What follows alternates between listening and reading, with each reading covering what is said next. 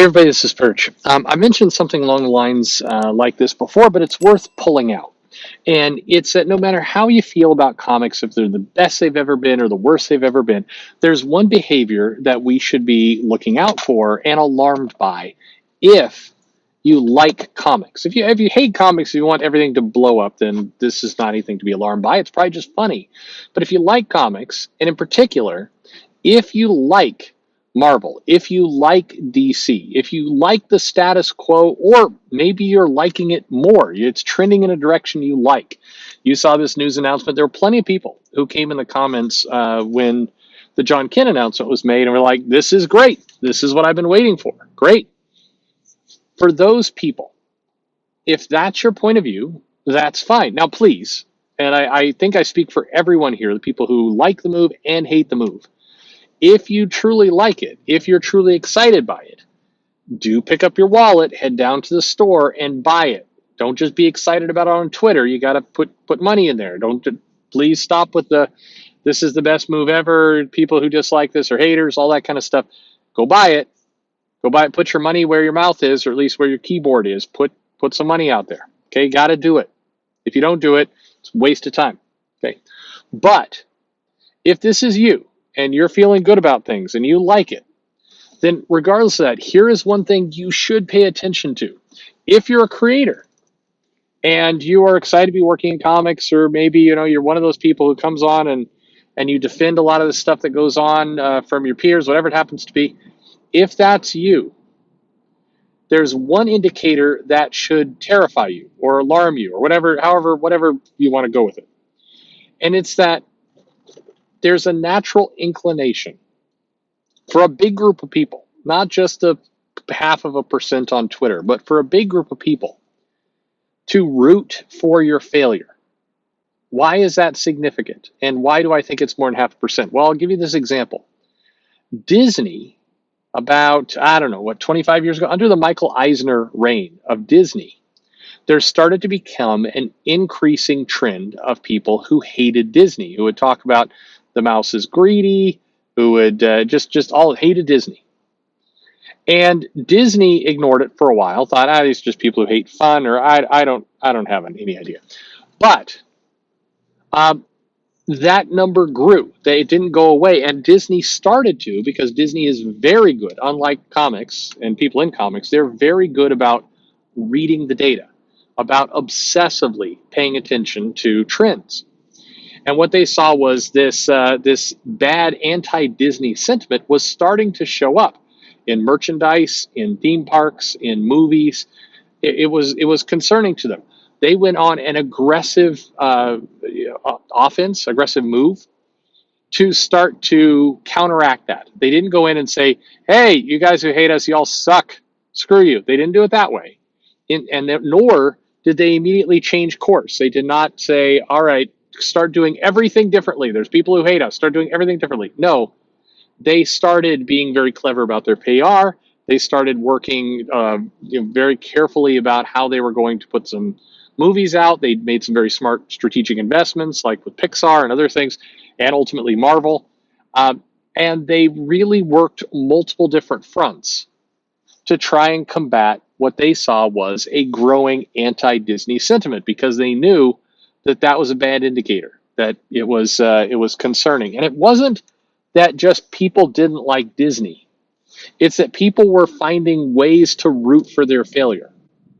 Now, what does this have to do with comics? Well, today, anything that vaguely resembles something that might be construed as bad news for comics, there's increasing amounts of people who jump on it. And again, I'm not talking about the handful of YouTube channels or people on Twitter, which it really is not that big of a factor, pro or con.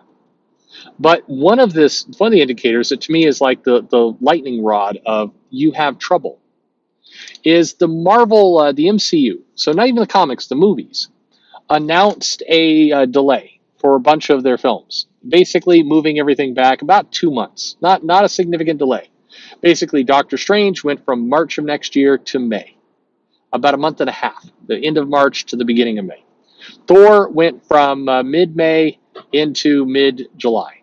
Black Panther went from July to November. A bigger shift there. The Marvels, the Captain Marvel movie, went from November of 22 to February of 23. Basically, everything moved back about 2 3 months. Why did this happen? A few reasons. I think Batman is getting big buzz, and that's coming out in March. So Marvel wanted to kind of shuffle some things around. I think that they wanted more space potentially between Eternals and Doctor Strange to get a couple of their other Disney Plus shows out and going. I think that COVID is definitely a factor. I think they're saying, if we just delay it a little further, we have a higher likelihood of good box office. We saw that, the places that did have the theaters open, Shang-Chi seemed to do better. And so the box office is still something we want to try and hit. All those are reasons that, kind of lead up to this delay. I don't think this delay, when we're talking about 2 months in a lot of cases, a little bit more, I don't think that really means anything. The surprising factor is how many people, and again, not just Twitter, although certainly they had a field day with it, but journalists, people in the Hollywood Reporter, people who jumped on it saying, more proof comics is dying, more proof that the superhero genre is dead, more proof that Disney is terrified. Now, if you look at that announcement, you'll notice they moved more things into the highly competitive summer timeframe in this. I'm not sure that that would not be the conclusion. They're terrified is not the conclusion I would draw, because moving more things into a time period that is more competitive, that tends to mean you think those are going to be bigger tent poles for your studio. But what do I know? Anyway, the indicator, the alarm bells that should be going off for people within comics and certainly Disney and other places, is that increasingly you have people who are really looking for you to fail.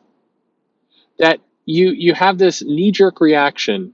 I mean, and it's like this truth, justice, and a better tomorrow business that went out. Most people don't care. Most. Even the people who think it's stupid, even the people who say this is another indication of the woke culture and everything else that goes on there, in the grand scheme of things, Superman doesn't run around shouting this catchphrase. You would never notice. If somebody at DC said, hey, quietly, we're no longer going to say American way. Just stop doing it. Just say nothing. Okay? Just we're going to quietly do this. Nobody would notice. It would go like 10 years and somebody would write an article say, hey, whatever happened to the American way? Nobody would notice. But DC had to put out a press release announcing they were going to do this thing, again, which nobody knew. Nobody would notice. Nobody. John Kent is already a different Superman. No matter how much DC wants to say this is the new Superman, it's Superman's kid. The Superboy. You can call him Superman all you want. It's still Superboy. That's how the majority of people are going to see that character. The majority, the masses, that's how they're going to see him. So you can call him Superman, and you can make these press releases of Superman is saying this, but if you really dig into the story, it's Superman's kid, and Superman's kid's going through a little activist phase or whatever it is, and this does not matter. It really doesn't matter. However, DC decided to make it matter. And in doing so, it presented another opportunity for people to hope DC fails, for people to hope that this entire idea blows up and does not succeed. That's the challenge that comics finds themselves at now. And rather than get into a tit for tat kind of punching match with some people on Twitter, it's time to recognize that the industry has steered into this place where more people are kind of rooting for it to blow up than succeed. And that is a very scary place to be. Very scary place for it to be. Comics needs, if not goodwill, at least, we sound weird to say, at least apathy. The people who don't like the comics, you hope that they just get bored and kind of go away. That's what you should be rooting for right now.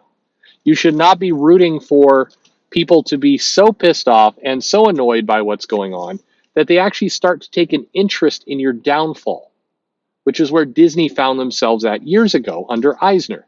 It took a lot of work, it took a lot of PR, it took a lot of management changes and other big things in order to turn that around. And they finally sort of did. There's still plenty of people who root for Disney to fail, but it's nowhere, it still isn't at the place it was at where Disney was just synonymous with lots of people. And some of you listening right now will say it still is, but it is different. Where Disney was just greed. Disney was, now the world's getting into this polarized right left kind of dynamic, so it's changing it up a bit. But the amount of negative attention that was going into a brand is something to pay attention to. Where you have to watch is where people go from liking your product to disliking your product to looking for any chance to crap on you. And a lot of comics is getting into that last stage right now. It's not just a handful of cranks on Twitter. There are people who actively are either wanting you to fail or believe it's a foregone conclusion you will fail. It's kind of like the people walk around going, nobody reads comics anymore. Well, clearly people read comics. Clearly. If Scholastic is still able to rake in millions of dollars for Dogman, and I know, people are like, that's not a comic, but it still is. If people are willing to fork out that kind of money, then clearly they're willing to fork out money for comics, things that look like comics, paper. But you have this this built-in belief from a lot of people that you're in a dead medium. That should be concerning. When you're running out there and you're doing your hot take, or you're wanting to take a swipe at fans because that's kind of fun to do on social media, it's important that you take a step back and say, hang on a second, do I want to contribute potentially to this overall kind of feeling people have that they just want everything to go away? We got to reverse track from I actively hate you and want to participate in your downfall to I just don't like you and will ignore you. We've gone too far. We've got to go back to that. As crazy as it sounds, it'd be wonderful if we could go even further to people who are, either love comics or just indifferent to them. That would be an even better place to be. But right now, we've tipped way too far in the direction of a increasing amount of people who are hoping, and if asked to help, they will help. Tip it all over. That's a terrible place to be. What do you think? Let me know in the comments below. Thanks for listening.